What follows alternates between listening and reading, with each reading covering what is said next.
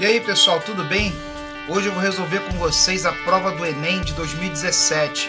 Vou resolver todas as questões de física do caderno amarelo. Bora pro vídeo aí, galera!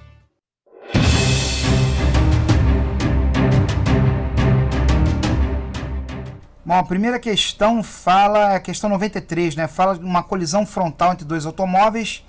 A força que o cinto de segurança exerce sobre o tórax e abdômen do motorista pode causar lesões graves nos órgãos internos. Pensando na segurança do seu produto, um fabricante de automóveis realizou testes em 5 modelos diferentes de cinto. Os testes simularam uma colisão de 0,3 segundos de duração e os bonecos que representavam os ocupantes foram equipados com acelerômetros, né, instrumentos que medem aceleração, desaceleração. Esse equipamento registra o módulo da desaceleração do boneco em função do tempo.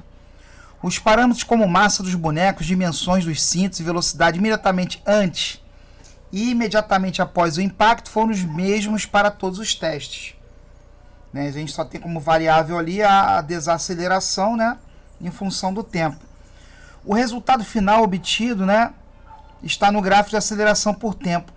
Qual modelo de cinto oferece o menor risco de lesão interna ao motorista? Galera, é uma questão especificamente, como vocês estão vendo aí, de interpretação de gráfico. Então aquele cinto que proporcionar uma aceleração mais branda causará menos lesões, na menor quantidade de lesões, uma menor lesão ao ser humano. Porque quanto maior a aceleração, a desaceleração, maior será a lesão ao tórax, né, ao abdômen. Então a gente tem que ter uma desaceleração baixa, branda. A mais branda de todas aqui é realizada aqui pela legenda no cinto 2.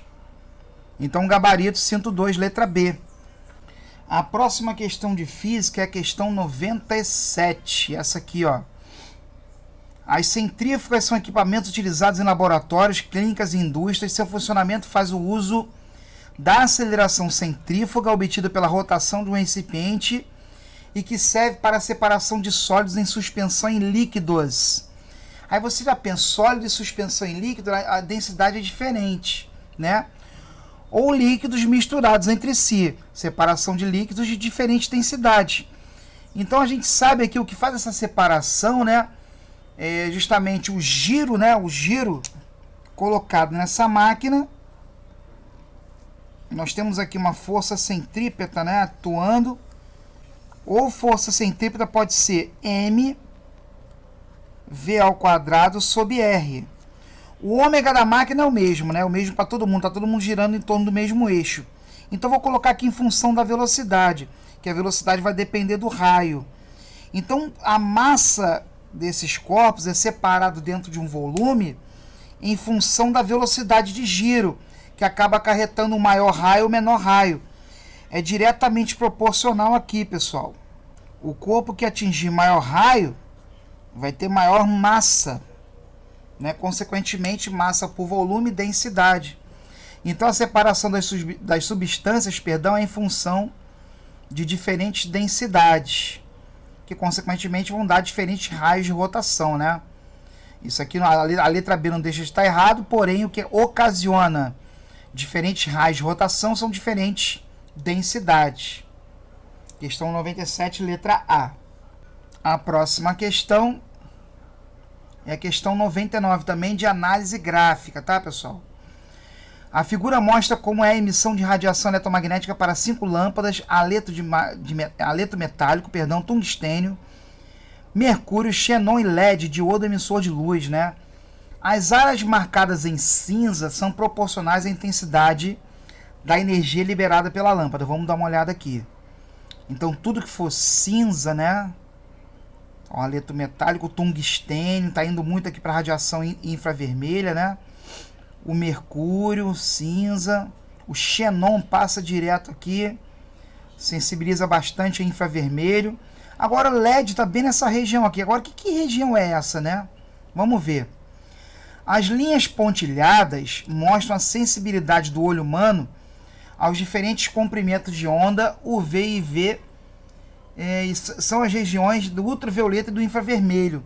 Então, os pontilhados significa uma região que sensibiliza um olho humano. Então você pode ver que o LED, ele sensibiliza mais o olho humano, está na região que sensibiliza mais o olho humano. Tudo que é pontilhado aqui é dado pela sensibilização, né, do olho humano, que vai de 400 a 700, tá, nanômetros ali de comprimento de onda, que a gente enxerga ali como luz, como cores, né?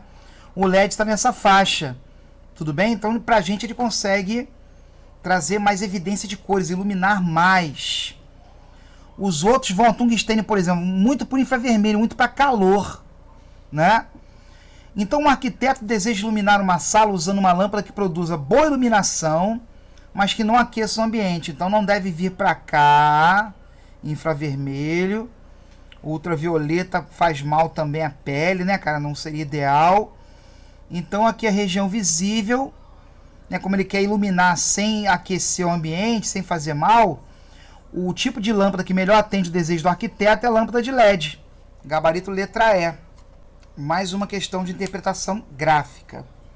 A próxima questão é a 101, também, galera, interpretação de gráfico. Uma coisa que vocês devem focar nos seus estudos aí para o Enem, né? São os gráficos, tá? Cai bastante. Em uma linha de transmissão de informações por fibra ótica, quando o sinal diminui sua intensidade para valores inferiores a 10 decibéis, quer dizer, o sinal menor que 10 decibéis, é necessário ser retransmitido. Agora, se o sinal for maior que 100 decibéis, não podem ser transmitidos adequadamente, causa ali uma sobrecarga ali, né? Então, superior a 110 não é legal. Então, 100 decibéis, perdão. O sinal luminoso, sinal óptico, né? Estou falando de fibra ótica. Então, nós temos um intervalo de 10 decibéis a 100 decibéis para esse sinal ser transmitido na fibra ótica. Então, tem aqui uma faixa de 90 decibéis, que não precisam de retransmissão, né? Não precisam ser retransmitidos e nem causam transmissões inadequadas. A figura apresenta como se dá a perda de sinal de fibra ótica para diferentes comprimentos de onda para certo tipo de fibra ótica. Então, ali nós temos aqui o comprimento de onda no eixo horizontal e na vertical a perda, né, em decibéis por quilômetro. Qual a máxima distância em quilômetros que um sinal pode ser enviado nessa fibra sem que seja necessária uma retransmissão? Então, antes de 10 não pode, depois de 100 não pode. Como ele quer a máxima distância, eu vou pegar aqui a perda mínima, né? Se a perda é mínima, eu consigo atingir uma distância maior. Vou pegar esse ponto aqui, ó, 1,5 micrômetros e a perda de 1 decibel por quilômetro.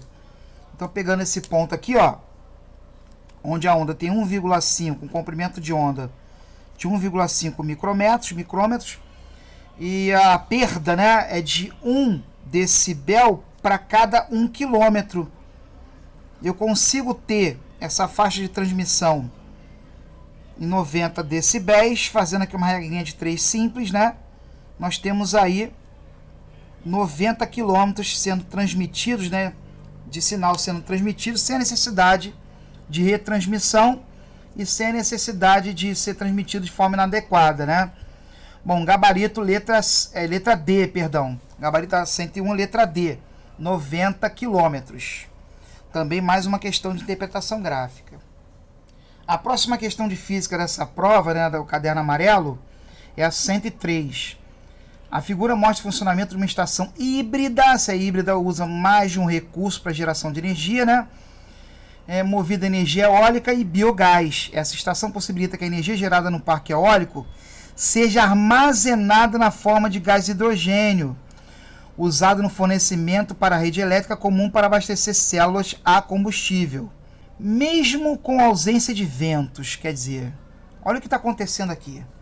Uma usina eólica já joga direto a eletricidade para a rede de transmissão, na rede de distribuição. Parte dessa eletricidade é usada para a produção de hidrogênio, que é armazenado e vira combustível, né? Esse combustível, se não tiver vento, pensa assim, na ausência de ventos, aqui nós temos um combustível, um biogás. Misturando o hidrogênio com biogás, eu consigo ter aqui a produção de energia, né? A queima, né? A combustão dessa mistura gasosa para a produção de energia elétrica. Mas como é combustão, vai produzir calor também. Vai produzir calor que pode ser dissipado, né? Num condensador ou utilizado para outra finalidade. Para aquecimento de uma região muito fria, por exemplo. Tudo bem? A queima de gás é comum, né? Ser utilizado na Europa, em alguns países da Europa, para poder gerar aquecimento, tá? Então nós temos aí o armazenamento de hidrogênio, mesmo na ausência de ventos, eu consigo, né, devido a armazenar hidrogênio, a produzir e armazenar hidrogênio, fazer a combustão desse hidrogênio com biogás, essa mistura produzir eletricidade e calor. Vamos lá. Essa planta mista, lê assim, ó, instala POISA, né? Planta mista de geração de energia, reutiliza elettrólise. Opa, não falei nada de eletrólise aqui. Lê de novo. Instalada POISA, produção de hidrogênio, né? Pois o hidrogênio produzido e armazenado é utilizado na combustão com o biogás para gerar calor e eletricidade. É isso. Porque mesmo na ausência, né, de vento por curtos períodos, essa estação continua abastecendo. O objetivo é esse. Por que a estação continua abastecendo? Porque ela utiliza a combustão de hidrogênio com o biogás para gerar calor e eletricidade. Galera, gabarito letra B da questão 103. A próxima questão de física do caderno amarelo foi a questão 108. Muita atenção também. Também tem gráfico, pessoal. Mais uma vez, hein? Acho que é o quarto gráfico dessa prova. São 15 questões ao todo. 4 aí já utilizaram gráfico. Dispositivos eletrônicos que utilizam materiais de baixo custo, como polímeros semicondutores, têm sido desenvolvidos para monitorar a concentração de amônia, gás tóxico incolor, em granjas avícolas. É importante, né, detectar a concentração de amônia ali, porque é venenoso. A polianilina é um polímero semicondutor que tem o valor de sua resistência elétrica nominal quadriplicado. A resistência é utilizada em várias finalidades, assim como a variação de resistência é utilizada em várias finalidades, assim como num termômetro digital, né? Você utiliza ali o aquecimento para produzir a variação do comprimento da resistência, consequentemente variando a corrente, isso me dá uma informação eletrônica num painel. A mesma coisa aqui, né? Eu utilizo um polímero semicondutor que, variando a resistência, né? Ele varia a resistência, tem o seu valor quadriplicado em função de altas concentrações de amônia. Isso vai me dar uma indicação no painel, porque vai mexer com a corrente desse circuitinho, né? Desse meu esquema. Na ausência de amônio, uma outra situação, a polianilina se comporta como um resistor ôhmico. Vai dar uma reta aqui no gráfico de U por I, né? I por U. E sua resistência elétrica é mostrada no gráfico. Cuidado, que geralmente a gente coloca o U na vertical e o I na horizontal. Aqui ele colocou diferente. Colocou U na horizontal e o I na vertical. Utilizando aí a primeira lei de Ohm, vou pegar esse ponto aqui, esse ponto 1, tá? Por uma DDP de 1 volt, nós temos uma corrente ali de 2 vezes 10 a menos 6 amperes. Repara que aqui na ausência, isso na ausência, tá, pessoal? Ausência de amônia. Na ausência de amônia, presta atenção, tá? Então, fazendo aqui U igual a RI, primeira lei de Ohm, nós vamos calcular essa resistência na ausência de amônia. Então, 1 dividido por 2 vezes 10 a menos 6 vai me dar uma resistência de 0,5 vezes 10 elevado a 6 ohms. Ok? Agora, ele pede a resistência da polianilina na presença de altas concentrações de amônia. Lembra que ele fala aqui que essa resistência é quadriplicada quando exposta a altas concentrações de amônia? Então, vou multiplicar esse carinha aqui por 4. Então, eu vou ter 2 vezes 10 elevado a 6 ohms de resistência para polianilina, né, em altas concentrações de amônia. Gabarito letra E. Bom, a próxima questão de física do caderno amarelo foi a questão 111. Galera, dá para resolver essa questão aqui rapidinho, tá? Rapidinho. Presta atenção no seguinte, ó. Vou pegar até uma cor diferente aqui. Nós temos um gerador e não existe nenhuma resistência entre o gerador e o circuito, que é o que está acontecendo aí, vocês podem ver na figura. Não tem nenhuma resistência aqui anterior a esses pontos A e B. Aí você tem um pedaço de baixo em paralelo com o pedaço de cima. Lembra que em paralelo é a mesma DDP?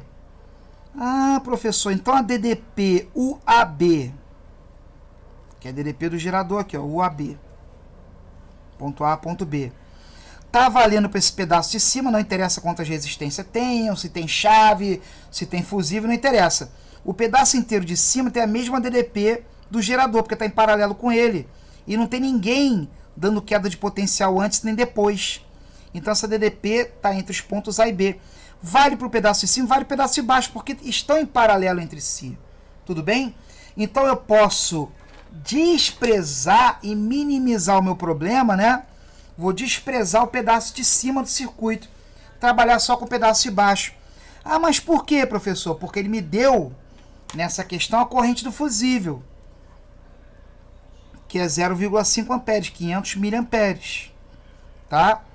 Aqui eu tenho 120 ohms de resistência, aqui eu tenho 60 ohms de resistência, aqui 40.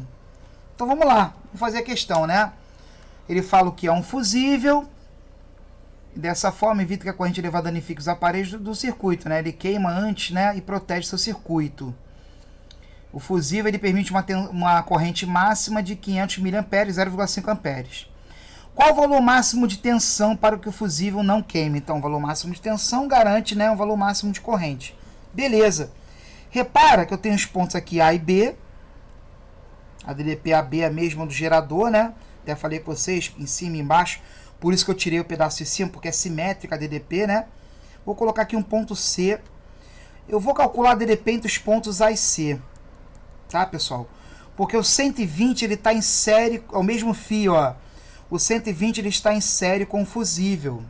Tudo bem?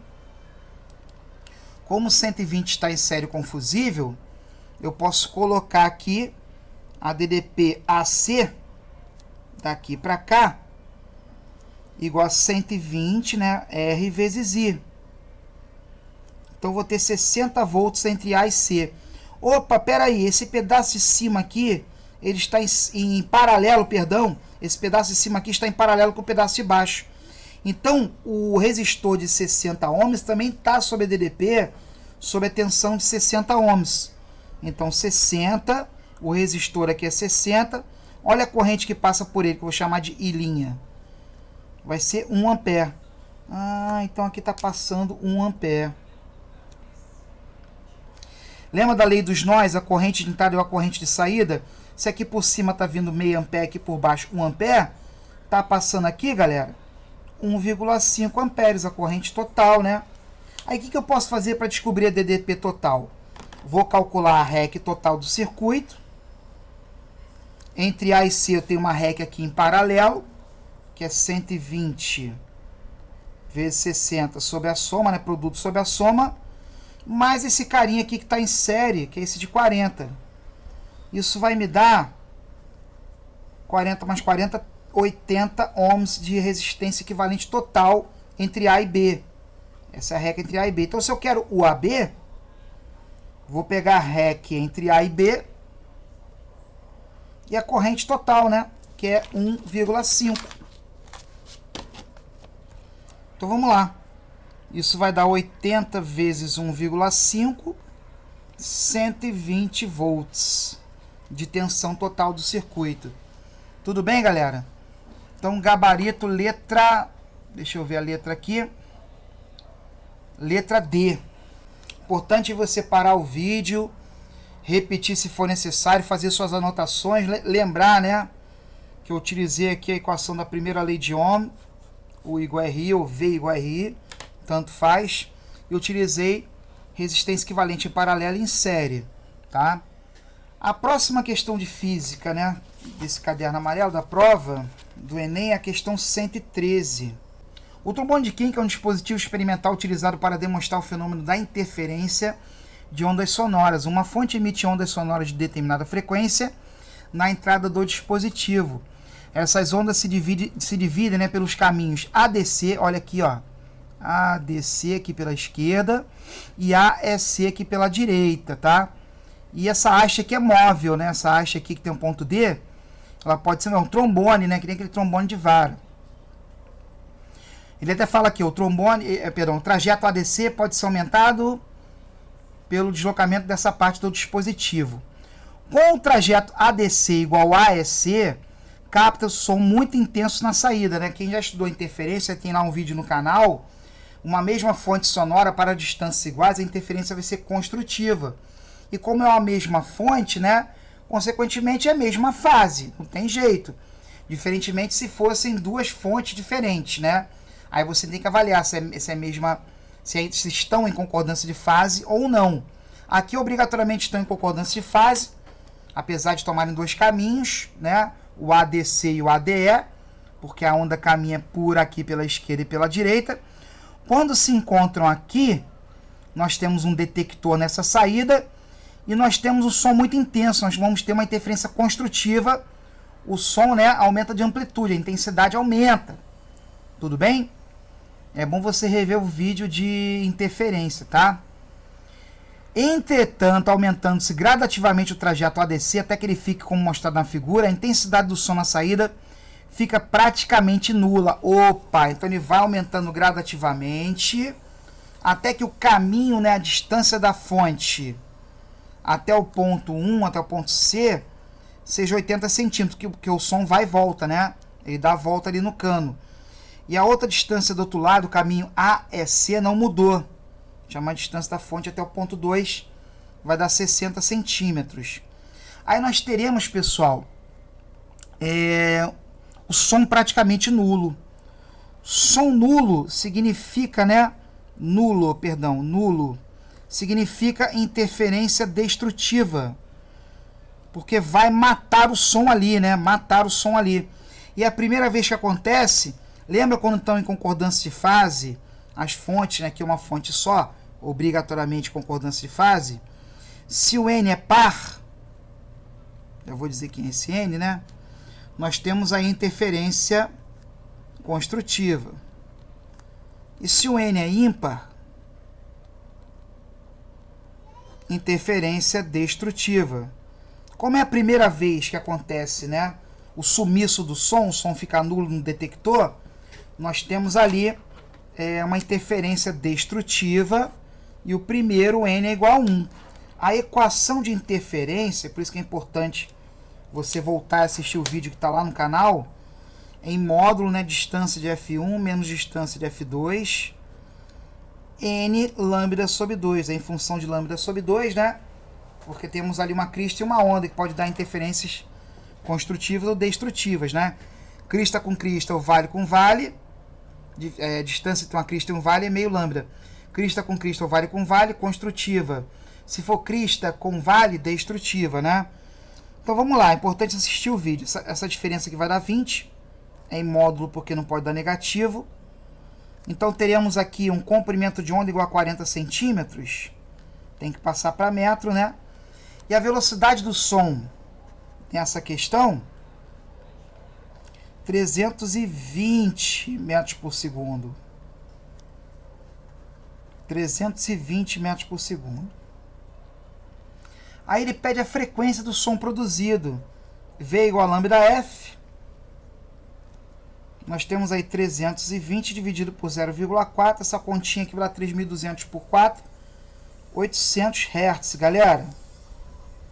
Bom, espero estar ajudando aí, mas é importante você assistir o vídeo de interferência, tá? A próxima questão de física, aí está um salto grande, é a questão 123. Também, pessoal, de análise gráfica. Deve ser a quinta questão que eu falo aí de análise gráfica. A epilação a laser, popularmente conhecida como depilação a laser, consiste na aplicação de uma fonte de luz para aquecer e causar uma lesão localizada e controlada nos folículos capilares. Para evitar que outros tecidos sejam danificados, seleciona-se comprimentos de onda que são absorvidos pela melanina, tem que ser absorvido pela melanina presente nos pelos, mas que não afetam a oxihemoglobina do sangue e nem a água dos tecidos, senão vai causar, né, lesões aí na sua carne, na sua pele, tudo bem? Então não deve atingir ali o sangue nem a água dos tecidos, somente a melanina. A figura mostra como é a absorção de diferentes comprimentos de onda, aqui estão os comprimentos de onda no eixo horizontal, da onda pela melanina, a oxihemoglobina e a água. Não deve atingir isso, deve atingir somente isso, a melanina, né? Então todos os comprimentos de onda aqui, de 400 a 1100, atinge a melanina. Mas o que não atinge a água vai de 900 até 400, né? Daqui para baixo. Agora, o único que não atinge a oxihemoglobina é o de 700 nanômetros. Então, esse é o comprimento ideal, porque ele vai atingir a melanina, que é o objetivo, né? Para epilação a laser, e não atinge a oxihemoglobina do sangue, nem a água dos tecidos. Então, 700 nanômetros, letra B, questão de interpretação gráfica. Bom, questão 124, já montei um esquema aqui para vocês, para a gente resolver essa questão. Fala do pula-pula, que é uma cama elástica, né? Esse brinquedo é composto por uma lona circular flexível, horizontal, presa por molas à sua borda. As crianças brincam pulando sobre ela, alterando e alternando suas formas de energia, e ao pular verticalmente, desprezando o atrito com o ar e os movimentos de rotação do corpo enquanto salta, né? A gente está analisando o centro de massa da criança. Ela realiza um movimento periódico, como se fosse um MHS, né? Entre a posição de equilíbrio, que é H0.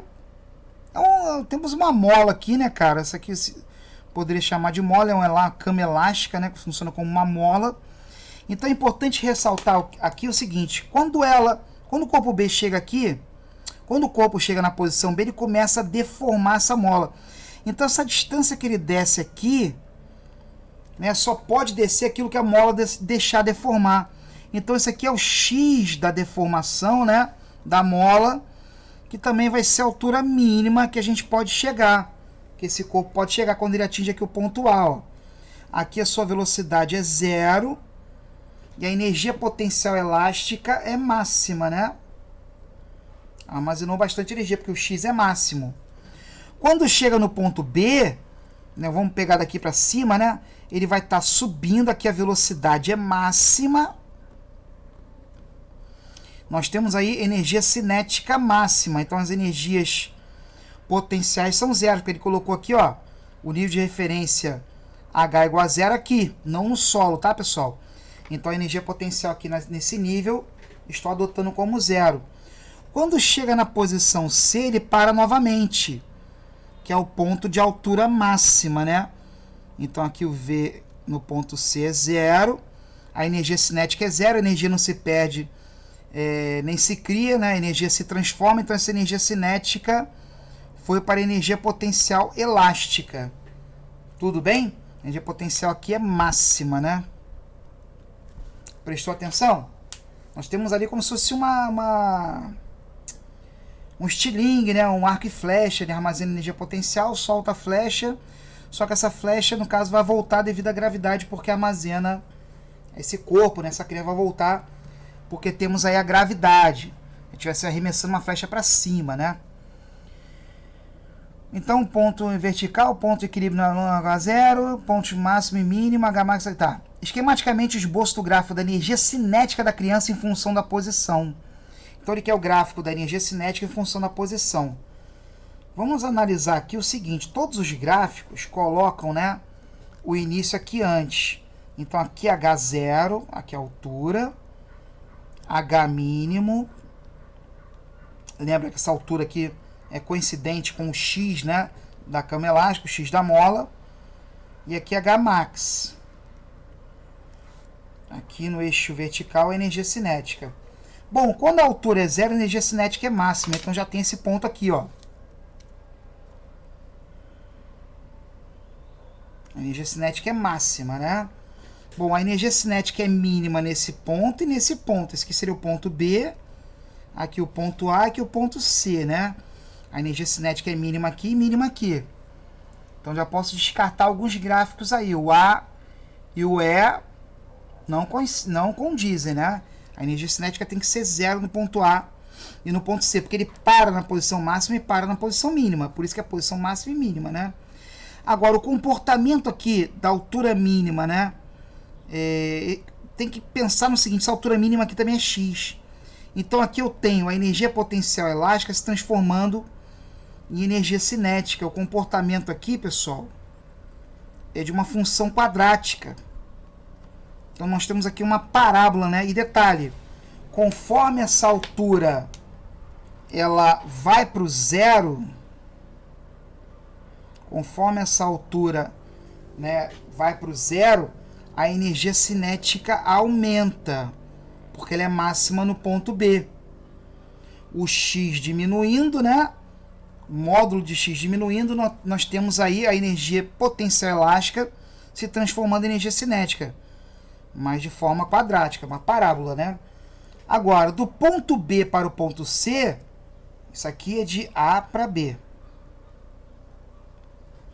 Agora, de B para C, nós teremos a energia cinética se transformando em energia potencial gravitacional, que é mgh. Aí a relação com a altura passa a ser uma relação de uma função do primeiro grau, uma reta. Mas pensa o seguinte, conforme a altura aumenta, essa energia potencial elástica vai diminuindo. Essa energia cinética vai diminuindo, porque ele vai ganhando altura, ele vai freando devido à gravidade.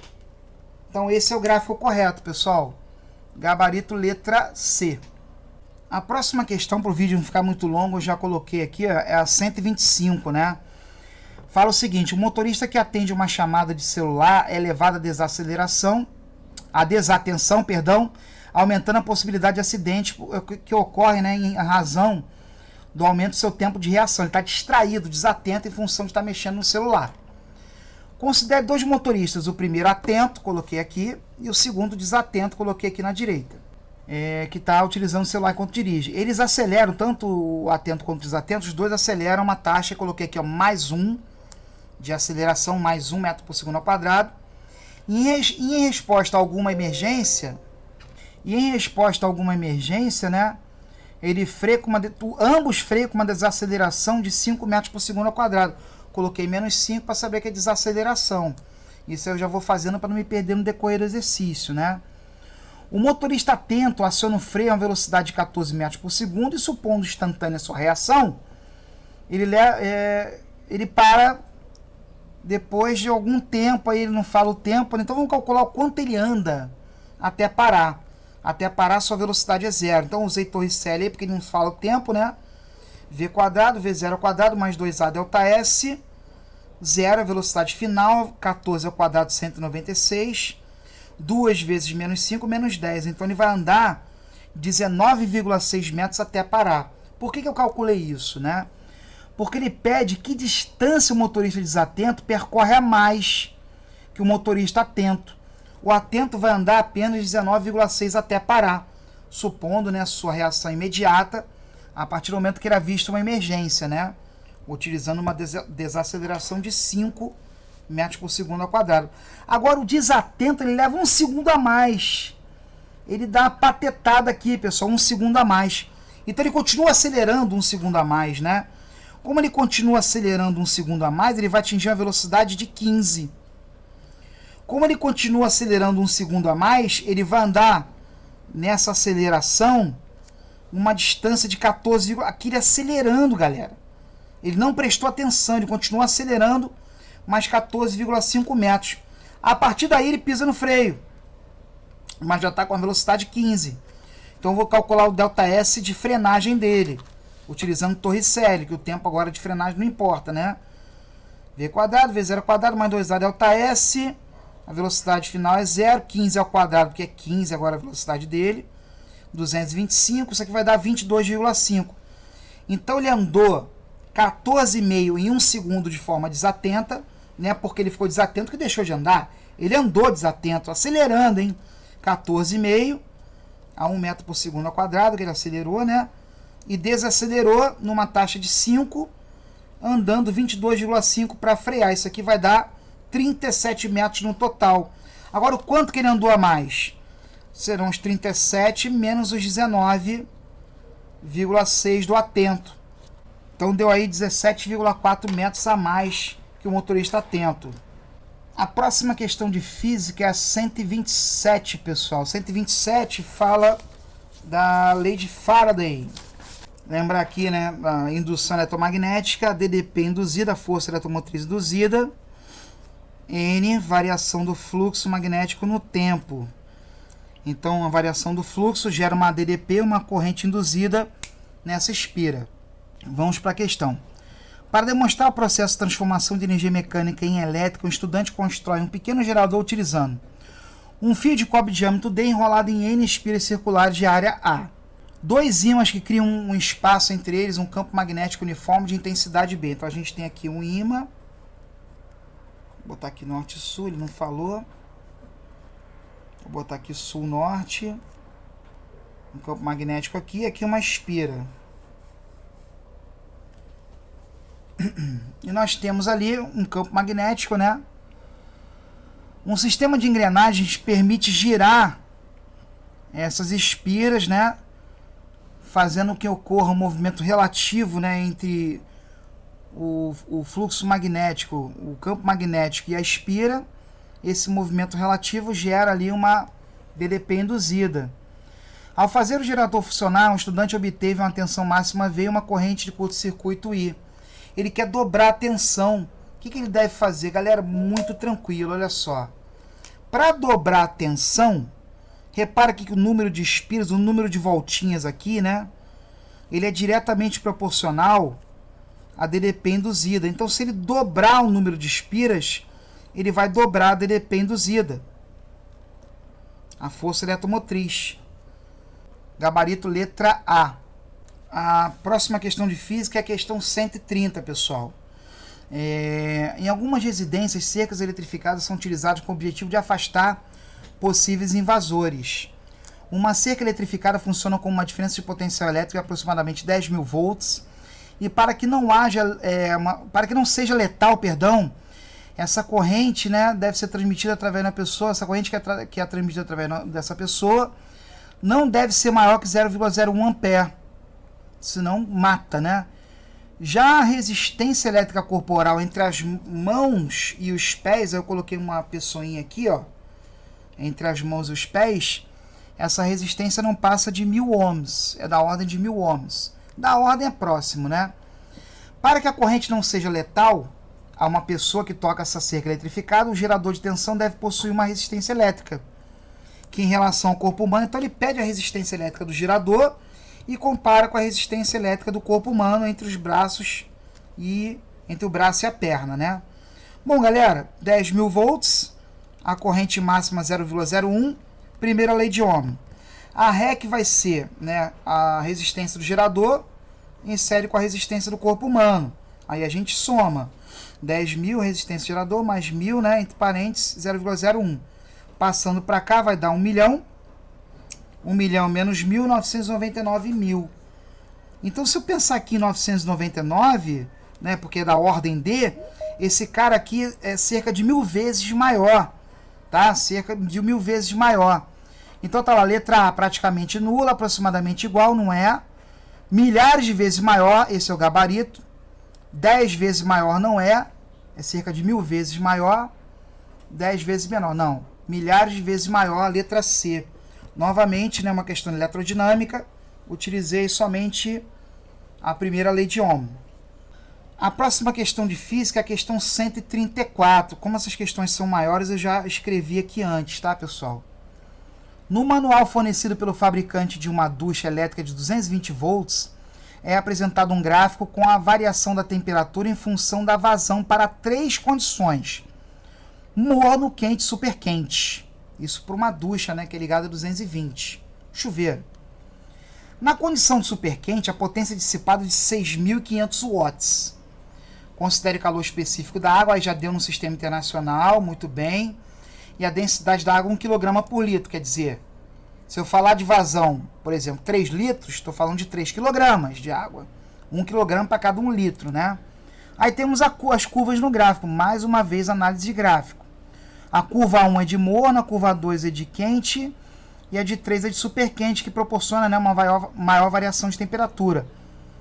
Agora o seguinte, galera, se você observar aqui, esse gráficozinho que ele está andando de 2 em 2, ó, 2 no eixo vertical, ó, 2, 4, 6, 8, 10, 12, 14, 16, 18, 20 e assim por diante. Então, se eu pegar essa vazão aqui, ó, 3 litros por minuto, eu tenho uma variação de temperatura por morno de 12, não é 10 não, tá?